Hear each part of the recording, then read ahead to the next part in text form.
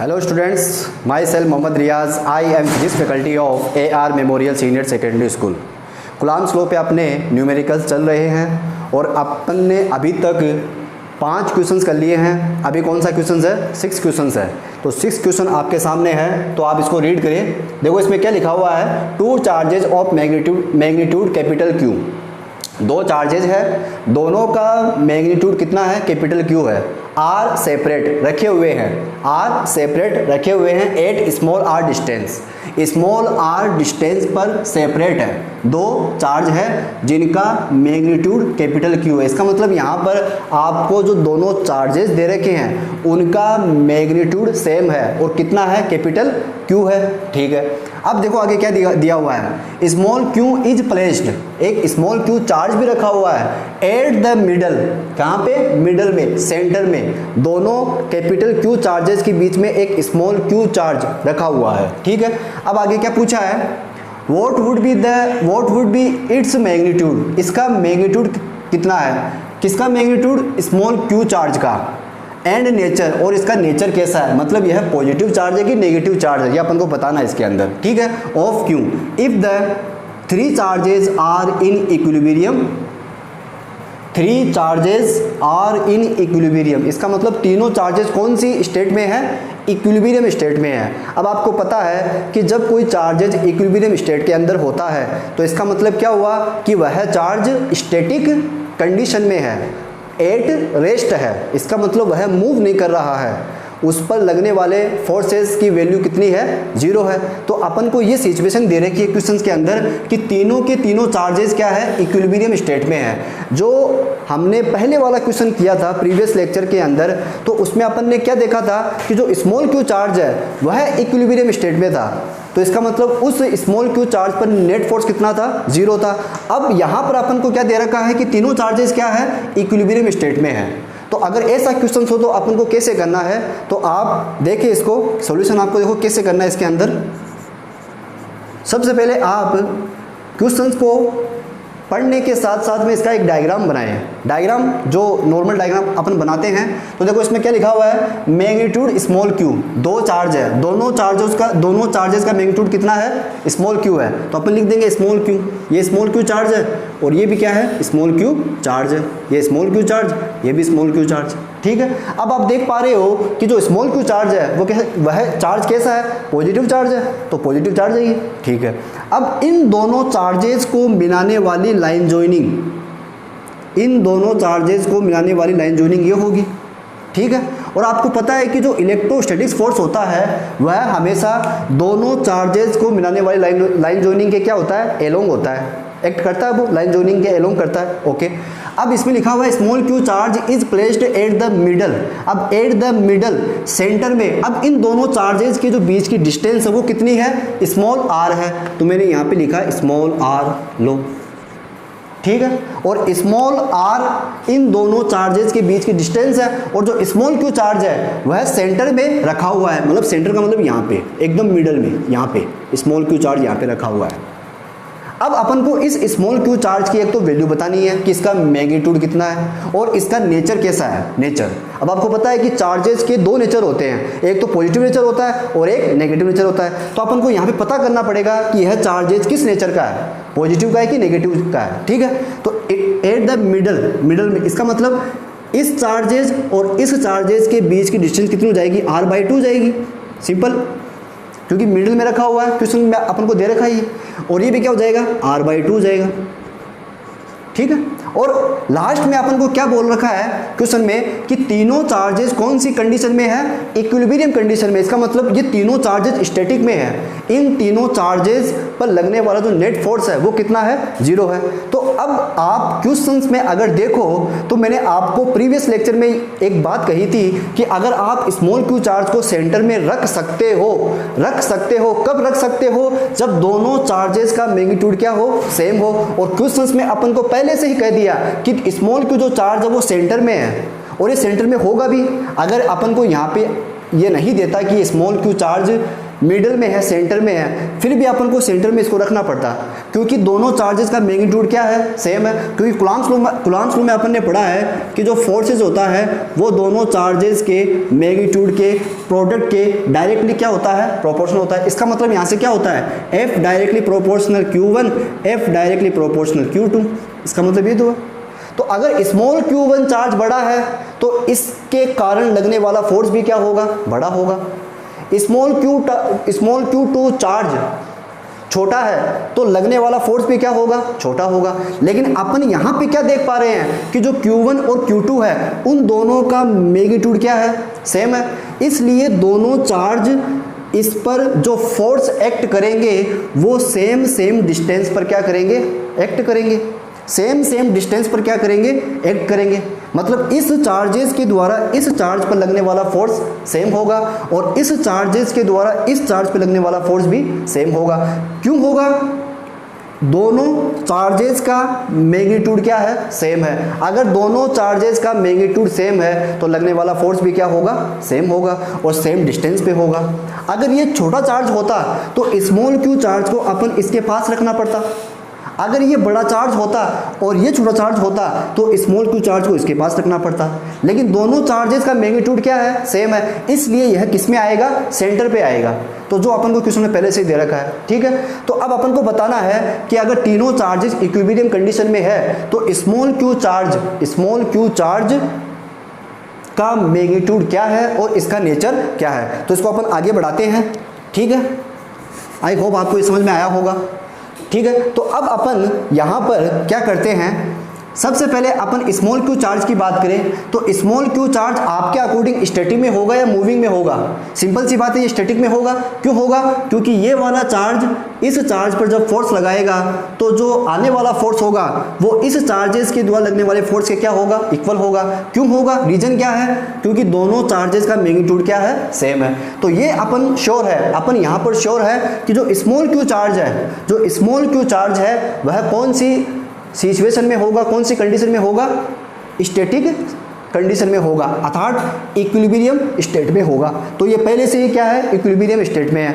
अब अपन क्या करते हैं, इस चार्ज को भी क्या करते हैं, इक्विलिब्रियम स्टेट में रखते हैं और अपन को ये क्वेश्चन में दे रखा भी है। अब ये वाला चार्ज इक्विलिब्रियम स्टेट में कब होगा, अगर थोड़ा अपन दिमाग लगाए कि small Q charge static situation में कब होगा, जब ये वाला चार्ज इस चार्ज पे फोर्स एक्ट करे और ये वाला चार्ज भी इस चार्ज के ऊपर फोर्स एक्ट करे। लेकिन दोनों चार्जेस के द्वारा जो लगने वाला जो नेट फोर्स होगा वो इस चार्जेस पे कितना होना चाहिए, 0।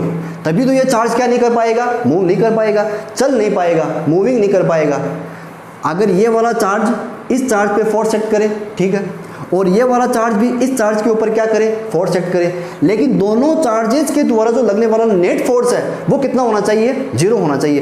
तभी तो ये चार्ज क्या नहीं कर पाएगा, मूव नहीं कर पाएगा। तो अपन ने यहाँ पर क्या थीम लिया है, क्या सोचा अपन ने कि स्मॉल Q चार्ज तो पहले से ही स्टैटिक है, पहले से ही इक्विलिब्रियम स्टेट में। क्यों है, क्योंकि दोनों चार्जेस का मैग्नीट्यूड क्या है, सेम है। और यह चार्ज कब स्टैटिक हो सकता है, यह चार्ज कब स्टैटिक हो सकता है, जब इस चार्ज द्वारा और इस चार्ज द्वारा लगने वाला नेट फोर्स कितना हो, 0 हो। तो अपन ये वाला यहाँ पे कॉन्सेप्ट काम में लेंगे। तो अपन यहाँ पे लिखेंगे कि स्मॉल, अब जैसे ये कौन सी पॉइंट पे है, A पॉइंट पे, और ये कौन से पॉइंट पे है, B पॉइंट पे। तो जो स्मॉल Q चार्ज है, जो कैपिटल Q चार्ज है, जो कैपिटल Q चार्ज है कहाँ पे है, ये 8 पॉइंट B, मतलब पॉइंट B के ऊपर रखा हुआ है। Is in equilibrium state, is in equilibrium state कब होगा, व्हेन नेट फोर्स। अब ये नेट फोर्स कौन कौन लगाएगा, एक तो ये वाला चार्ज लगाएगा और एक ये वाला चार्ज लगाएगा। तो अपन लिखेंगे due to capital Q and small Q, ठीक है, due to capital Q and small Q will be 0। ये इसका कॉन्सेप्ट हो जाएगा यहाँ से। स्मॉल Q चार्ज तो पहले से कौन सी स्टेट में है, इक्विलिब्रियम स्टेट में है। पता कैसे चला? क्योंकि दोनों चार्जेस का मैग्नीट्यूड क्या है, सेम है, और यह मिडिल में रखा हुआ है और सेम सेम डिस्टेंस हो गई। ठीक है, तो फोर्स भी क्या होगा, सेम सेम होगा। ये वाला चार्ज इस चार्ज पे जब फोर्स लगाएगा तो ऐसे लगाएगा, रिपेल करेगा इसको, क्योंकि दोनों चार्जेस कैसे हैं, पॉजिटिव है। जब ये वाला चार्ज इस चार्ज के ऊपर फोर्स लगाएगा तो इसको ऐसे रिपेल करेगा।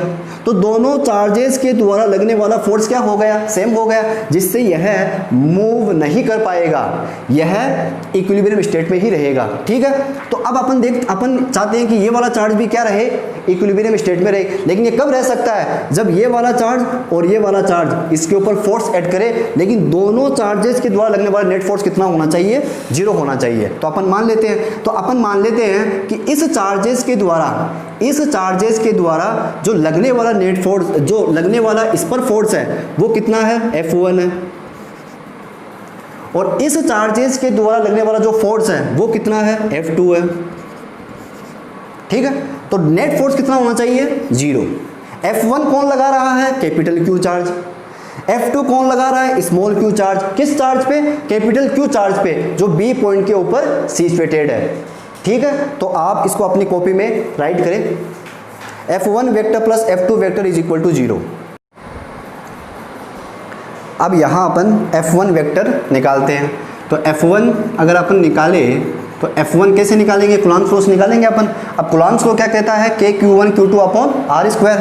ठीक है, तो F1 कौन लगा रहा है, कैपिटल Q चार्ज। तो K कैपिटल Q किस पे लगा रहा है, इस वाले पे, तो कैपिटल Q अपॉन दोनों के बीच की डिस्टेंस कितनी है, R, तो R का स्क्वायर हो गया। तो यहाँ से निकल गया F1 वेक्टर। अब निकालेंगे अपन F2 वेक्टर। तो F2 वेक्टर कितना होगा, F2 कौन लगा रहा है, स्मॉल q चार्ज, किस पे, कैपिटल Q चार्ज पे। तो small q capital Q upon दोनों के बीच की डिस्टेंस कितनी है, R/2, तो R/2 का होल स्क्वायर हो गया। ठीक है, तो अपन क्या मान लेते हैं, इसको इक्वेशन नंबर 1 मान लेते हैं और इसको अपन इक्वेशन नंबर 2 मान लेते हैं। अब अपन क्या करेंगे, इक्वेशन फर्स्ट और इक्वेशन सेकंड से F1 F2 की वैल्यू इस वाली इक्वेशन में पुटअप कर देंगे। तो क्या आएगा, तो यहाँ से क्या आएगा, F1 प्लस F2 की वैल्यू यहाँ पे रखेंगे अपन। तो क्या आएगा, सो दैट F1 ये रहा, capital Q upon R square plus K small q capital Q upon R/2 का whole square is equal to कितना हो जाएगा, 0 हो जाएगा। ठीक है, इसको आप इधर लेके जा सकते हो, तो ये हो जाएगा KQ square upon R square is equal to minus K small q capital Q R का स्क्वायर और 2 का स्क्वायर कितना होगा, 4, वो ऊपर चला जाएगा इंटू 4। ठीक है, तो देखो यहाँ से कैंसिल क्या क्या हुआ, एक तो R स्क्वायर से R स्क्वायर कैंसिल, K से K कैंसिल, कैपिटल Q से कैपिटल Q कैंसिल हो गया। क्या बचा यहाँ पे, capital Q is equal to minus Q into 4 बचा। ठीक है, तो यहाँ पे जो स्मॉल q आएगा, वो कितना आएगा, small q is equal to minus Q/4 आएगा। तो यहाँ पर जो स्मॉल q चार्ज का मैग्नीट्यूड आया है वो कितना आया, Q/4 आया, और इसका नेचर कैसा है, नेगेटिव है। अपन को क्वेश्चन में ये तो पूछा है कि इस चार्ज का मैग्नीट्यूड कितना है, तो मैग्नीट्यूड कितना है, Q/4 है, और नेचर कैसा है, नेगेटिव है। तो अपन लिखेंगे यहाँ पे कि this charge is negative charge, ये नेचर हो गया इसका, इज नेगेटिव चार्ज। ठीक है, तो इसको आप अपनी कॉपी में राइट करें।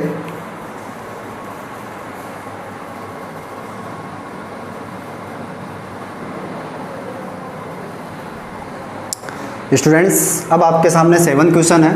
Force F acts between 2 point charge in vacuum. 2 point charge है और वैक्यूम के अंदर सिचुएटेड है, और दोनों के बीच में लगने वाला फोर्स कितना है, F है।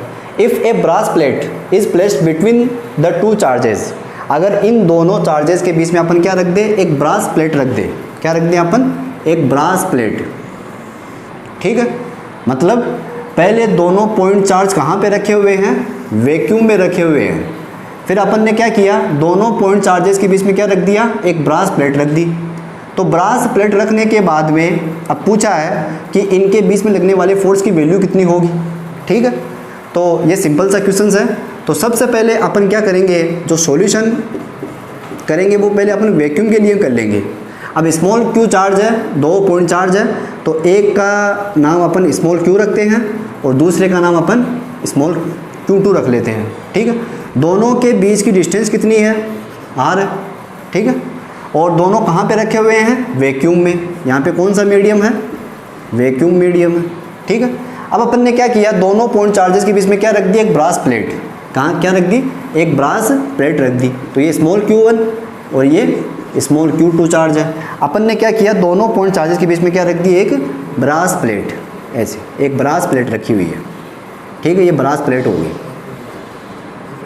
Brass plate. अब स्टूडेंट्स अगर आपको ध्यान हो तो ब्रास क्या है, एक तरह का मेटल है। ब्रास क्या है, एक मेटल है। और मेटल की जो रिलेटिव परमिटिविटी होती है, मैंने लिखवाया था, मेटल की जो रिलेटिव परमिटिविटी होती है, या अपन कह सकते हैं कि मेटल का जो डाइलेक्ट्रिक कोएफिशिएंट होता है वो कितना होता है, इन्फिनिटी। कितना होता है, इन्फिनिटी होता है, ठीक है। मेटल के लिए रिलेटिव परमिटिविटी कितनी होती है, इन्फिनिटी। या फिर अपन ऐसा बोल सकते हैं कि डाइलेक्ट्रिक कोएफिशिएंट कितना होता है, इन्फिनिटी होता है, ठीक है। रिलेटिव परमिटिविटी बोलो या डाइलेक्ट्रिक कोएफिशिएंट बोलो, बात एक ही है। तो ब्रास प्लेट एक तरह का मेटल है और मेटल की जो रिलेटिव परमिटिविटी होती है वो कितनी होती है, 0 होती है, इन्फिनिटी होती है, ठीक है। तो अब वैक्यूम में लगने वाला फोर्स कितना है, F। यहाँ पे लगने वाला फोर्स कितना है, F। अब यहाँ पे लगने वाला फोर्स अपन कुछ देर के लिए कितना मान लेते हैं, F2 मान लेते हैं। अब अगर आपको ध्यान हो तो हमने एक फॉर्मूला पढ़ा है, F2 is equal to F1 upon epsilon R। ये पढ़ा है मैंने आपको। एप्सिलॉन R क्या होता है, वैक्यूम में लगने वाला फोर्स और किसी एब्सोल्यूट मीडियम में लगने वाले फोर्स के रेशियो को अपन क्या बोलते हैं, रिलेटिव परमिटिविटी बोलते हैं। तो अपन को F2 मेजर करना है कि F2 की वैल्यू कितनी होगी। तो F2 इज इक्वल टू, अब F1 क्या है, वैक्यूम में, ये कहाँ पे है, ये वैक्यूम में लगने वाला फोर्स है। अब वैक्यूम में लगने वाले फोर्स को किससे डिनोट किया है, स्मॉल f से, तो स्मॉल f लिख देंगे। एप्सिलॉन R कितना है, इन्फिनिटी है। तो F2 की वैल्यू कितनी हो गई, यहाँ पे 0 हो गई। तो ये पूछा अपन को कि अगर अपन दोनों पॉइंट चार्जेस के बीच में एक ब्रास प्लेट रखते हैं तो अब बताओ कि इनके बीच में फोर्स की वैल्यू कितनी होगी। तो फोर्स की वैल्यू कितनी हो जाएगी, 0 हो जाएगी, क्योंकि इलेक्ट्रोस्टैटिक्स फोर्स मीडियम के नेचर पे डिपेंड करता है। इलेक्ट्रोस्टैटिक्स फोर्स मीडियम के नेचर पे डिपेंड करता है। अगर मीडियम को चेंज करते हो तो इलेक्ट्रोस्टैटिक्स फोर्स क्या होगा, चेंज होगा। और आपको याद रखना है कि इलेक्ट्रोस्टैटिक्स जो फोर्स होता है उसकी जो वैल्यू होती है वह सबसे ज़्यादा मैक्सिमम कहाँ होती है, मैक्सिमम कौन से मीडियम में होती है, वैक्यूम में या एयर में होती है। वैक्यूम और एयर मीडियम ना हो, 2 पॉइंट चार्जेस के बीच में अगर कोई दूसरा मीडियम हो तो अपन को याद रखना है कि दोनों पॉइंट चार्जेस के बीच में लगने वाला फोर्स हमेशा क्या होगा, कम होगा। क्या होगा, कम होगा। अब जितना गुना कम होता है उसी को अपन क्या बोलते हैं, उस मीडियम का डाई इलेक्ट्रिक कोएफिशिएंट या उस मीडियम की रिलेटिव परमिटिविटी। तो ये कूलॉम्स लॉ पे कुछ क्वेश्चन थे जो मैंने आपको करवाए हैं, तो इनकी आप प्रैक्टिस कीजिए, ठीक है। Thank you.